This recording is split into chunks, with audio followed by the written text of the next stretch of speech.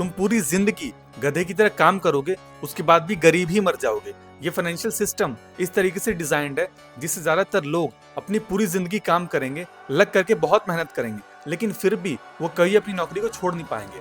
तुम्हारे आसपास जितनी भी चीजें हैं, इनका प्राइस हर साल मिनिमम 6% से बढ़ता है, यानी कि इन्फ्लेशन 6% है। जो भी इंपॉर्टेंट चीजें हैं, हेल्थ केयर, एजुकेशन, जो कि हर एक इंसान को अवेल करना होता है, ये हर साल 15% से महंगी होती हैं। तीसरी सबसे इंपॉर्टेंट चीज होती है लाइफस्टाइल इन्फ्लेशन, यानी कि तुम्हारी जो लाइफस्टाइल आज है, तुम सेम लाइफस्टाइल भी पूरी जिंदगी नहीं जियोगे। जो इंसान रेडमी चला रहा है वो सैमसंग चलाएगा, जो सैमसंग चला रहा है वो आईफोन चलाएगा, जो आईफोन चला रहा है वो आईफोन प्रो मैक्स चलाएगा। यानी कि तुम हर साल अपनी लाइफ को मिनिमम 10% से अपग्रेड करोगे। लाइफस्टाइल इन्फ्लेशन 10% और एजुकेशन एंड हेल्थ केयर का इन्फ्लेशन मिनिमम 10%, यानी कि 20% इन्फ्लेशन तुम्हारी जिंदगी में रहने वाला है। सैलरी एक थ्रेशोल्ड टच करने के बाद 10% 12% से ज्यादा नहीं बढ़ने वाली, चाहे तुम कितनी भी मेहनत कर लो। तुम्हारी खर्चे बढ़ रहे हैं 20% से, तुम्हारी सैलरी बढ़ रही है 10% से, यानी कि साल दर साल तुम्हारे खर्चे तुम्हारी सैलरी से ज्यादा तेजी से बढ़ेंगे और तुम पूरी जिंदगी इस जॉब को करने के लिए मजबूर रहोगे। और तुम चाहे कितनी मेहनत कर लो, तुम चाहे कितने ही पैसे बना लो, तुम कभी भी